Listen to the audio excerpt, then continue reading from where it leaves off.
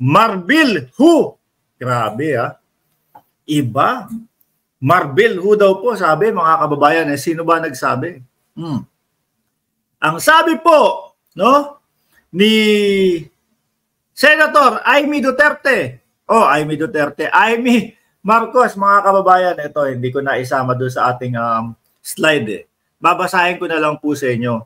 Sabi niya dito, ito po ay patungkol doon sa pagbabawas ng security ng ating vice-presidente, mga bossing. Mukhang madaming nasaktan at madaming yung tipo bang kumakagat doon sa paawa effect nila.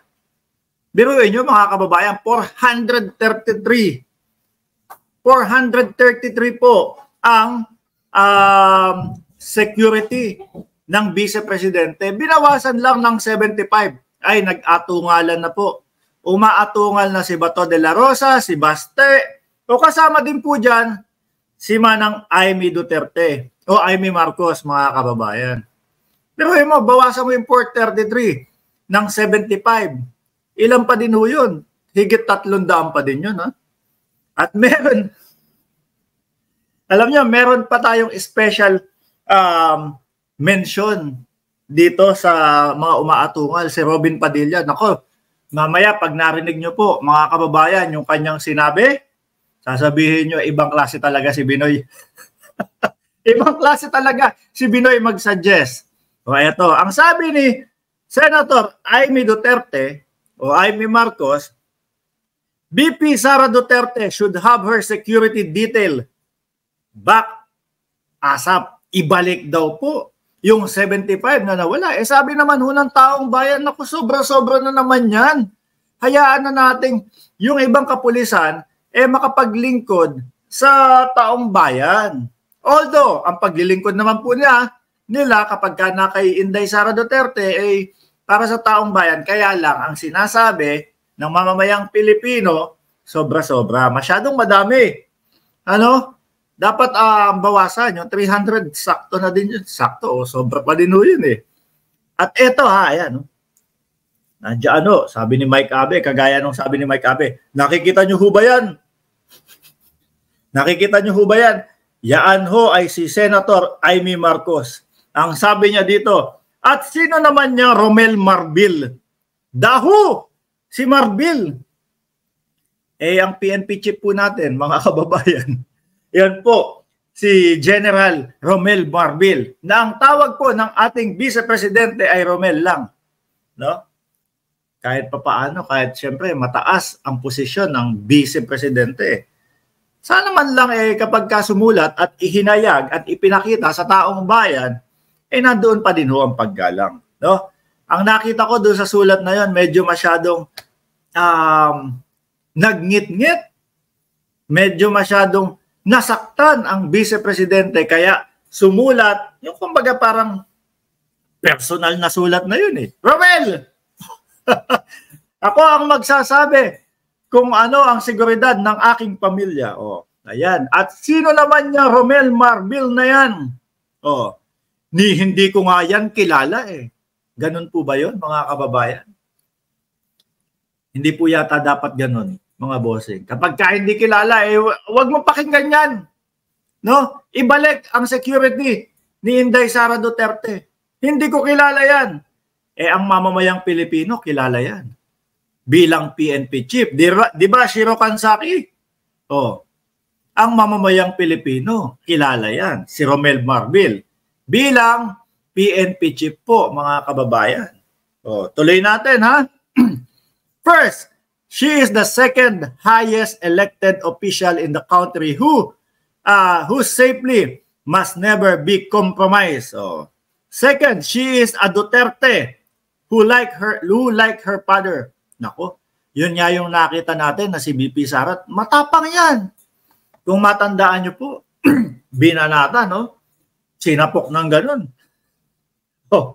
Di ba mga kababayan? Sabi ko, Duterte nga. Like her father, is a staunch defender of law and order. Hence stopping the CPP-NPA order of battles. So yun yung mga kalaban, yung mga CPP. Pero may panawagan po si Senator Robin Padilla, mga kababayan. Mamaya sasabihin ko po sa inyo. Ano? Doon sa sinabi ni Senator Amy Marcos, parang hindi ako agree doon. Daho yan. Sino yan? Hindi ko nga kilala yan eh. Ibalik nyo yung security ni Inday na 75 na tinanggal. Hindi ho yata ganun dapat, mga kababayan. Especially, ako naniniwala ako, 100% alam ni Senator Amy Marcos. Hindi man niya kilala physical sa mukha o talagang personal, mga bossing, panigurado ko, alam niya na PNP chief yan. Mga kababayan. Alam niya na PNP chief po yan, mga bossing. Di ba? Para ganunin mo na lang. Sabi ni Jordan G, like sa bagong pasok. O yan.